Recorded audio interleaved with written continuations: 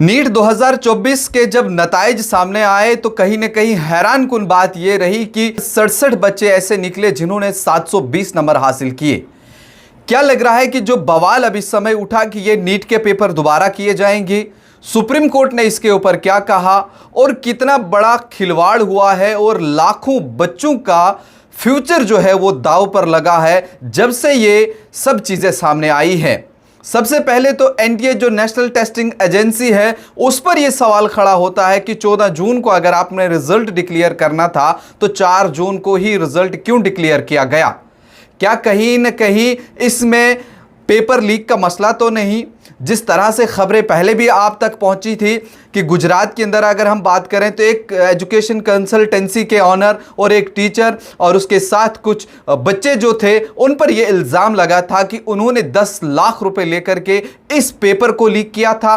बिहार से भी ये खबर आई थी कि टेलीग्राम के ऊपर कुछ लिंक शेयर किए गए हैं, कुछ वीडियोस जो है वो आई हुई है।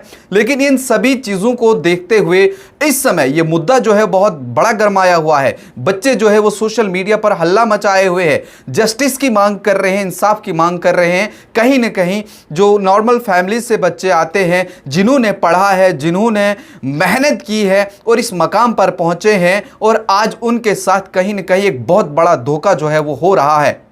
और यहां पर जो ये देखा जा रहा है कि एक सेंटर के अंदर कुछ बच्चे जो है वो टॉपर आते हैं। अगर हम ऑल इंडिया की बात करें तो 720 नंबर हासिल करने वाले 67 ऐसे बच्चे हैं और 650 ऐसे नंबर लेने वाले बच्चे जिनका रैंक जो वो 30,000 के आसपास है। ऑल इंडिया रैंक पर किस तरह से 67 बच्चे आ सकते हैं? ये तो 2024 की बात है। 2023 की अगर हम बात करें तो सिर्फ 2 बच्चे टॉप पर रहे हैं। 2022 में सिर्फ 4 बच्चे टॉप पर रहे हैं। कहीं न कहीं बहुत सारे सवाल जो हैं वो एनटीए के ऊपर खड़े हो रहे हैं। लेकिन इस हवाले से सुप्रीम कोर्ट की तरफ रुख किया गया है। सुप्रीम कोर्ट ने फिलहाल इस रिजल्ट को होल्ड पे रखा हुआ है। उन्होंने कहा कि हम इस पूरी पिटीशन को सुनेंगे, इस पूरे मुकदमे को सुनेंगे। अगर कहीं पर ऐसा कुछ लग रहा है, हो सकता है फिर एग्जाम जो है वो दोबारा किए जा सकते हैं। लेकिन रिजल्ट फिलहाल जो है वो वैसे का वैसा ही रहेगा। और इसमें जो सीरीज की अगर हम बात करें, अनयूजुअल सीरीज भी आई हुई है और इसमें एनटीए की तरफ से यह भी कहा गया है अब जो बच्चों को कॉलेजेस दिए जाएंगे जहां पर वो अपनी आगे की अब पढ़ाई करेंगे, उसमें भी ये देखा गया है कि जिनका नंबर पहला रहेगा उनको ही मिलेंगे। अब देखिए यहां पर 67 बच्चे जो जिन्हें 720 नंबर लाए हैं वही पहले जाएंगे। लेकिन हैरान करने वाला मामला इसमें यह आया है कि इसमें से कुछ ऐसे बच्चे हैं जिनके 718 या 719 नंबर हैं, जो एक्सपर्ट्स का कहना है कि ये हो ही नहीं सकता है, ऐसे नंबर आ ही नहीं सकते हैं। क्योंकि अगर एक बच्चा एक क्वेश्चन छोड़ देता है, इसमें मार्किंग का सिस्टम ये रहता है कि नेगेटिव मार्किंग होती है। आपने एक क्वेश्चन छोड़ दिया तो आपके नंबर कट जाएंगे, जिसमें यह देखा जाता है कि आपके नंबर फिर 720 में से 715 आ सकते हैं। लेकिन ऐसा कैसे हो सकता है कि आपके नंबर फिर 718 या 719 रहेंगे? लेकिन इसका जवाब देते हुए जो एनटीए है, नेशनल टेस्टिंग एजेंसी है, उन्होंने कहा कि हमने ग्रेस मार्किंग की है, जो बच्चों को जो है पढ़ने के लिए पूरा टाइम नहीं मिला था। और कहीं ना कहीं ये जवाब जो है वो इस पर कोई भी मुत्तफिक नहीं हो रहा है। ये जवाब कोई जवाब नहीं, लेकिन इसमें सवाल जो है वो बहुत ज़्यादा खड़े हो रहे हैं। लेकिन अब एनटीए क्या करेगा? सुप्रीम कोर्ट का भी रुख किया जा रहा है। लाखों बच्चों का फ्यूचर जो है वो दांव पर इस समय लगा हुआ है। जिन बच्चों ने 3-3 साल या 2-2 साल अभी तक मेहनत की है, पढ़ाई की है, लिखाई की है, इस समय वो 650 या 620 नंबर उन्होंने हासिल किए हैं या 550 नंबर हासिल किए हैं, उनका क्या होगा? उन्हें कौन कॉलेज देगा? वो कहां पर पढ़ेंगे?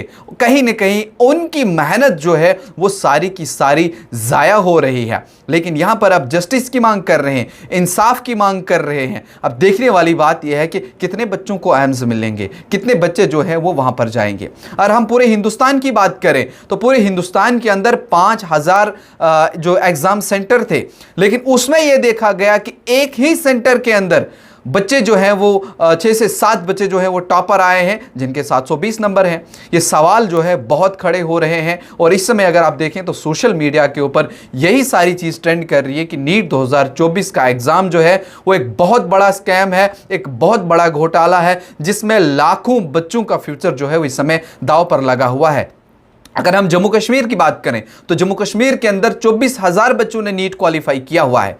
अब देखिए उनके कॉलेज कहां मिलेंगे, जिन बच्चों ने 550 नंबर लिया है, जिन बच्चों ने 450 नंबर लिया है, या 650 नंबर लिए हैं, या 610 नंबर लिए हैं, 620 नंबर लिए हैं, उन बच्चों का क्या होगा? क्योंकि अब जिस तरह से मैंने पहले ही कहा कि एनटीए की तरफ से एक और जो है वो सीरीज ये देखी गई है कि वो जब किसी को आगे कॉलेज जब उन्हें मिलेगा, उन्हें जब वहां जाना होगा तो उसमें असेंडिंग ऑर्डर के तहत जाएंगे, यानी जो टॉपर्स रहेंगे वही जाएंगे। यानी जिस तरह से 67 बच्चे जिन्होंने 720 नंबर लिए हुए, एक तो वो रहेंगे, और उसके बाद जो 715 वाला या 710 वाला, और जिन्होंने 680 675 नंबर लाए थे मेहनत करके, उनका क्या होगा? इस सारे विषय के ऊपर एक बड़ी जो है वो जांच होनी चाहिए, मांग की जा रही है तमाम एक्सपर्ट्स की। तमाम बच्चे जो है वो इस चीज़ के लिए समय हो सकता है आने वाले दिनों में सड़कों पर भी आएंगे, और ये बड़ा ही हैरान कर देने वाला मामला जो है वो सामने आया है। इस पर आपकी क्या राय है? एनटीए क्या क्लैरिफिकेशन देता है? सुप्रीम कोर्ट जब ये सारी पिटीशन सुनेगा, सुप्रीम कोर्ट क्या कहेगा? लेकिन फिलहाल जो है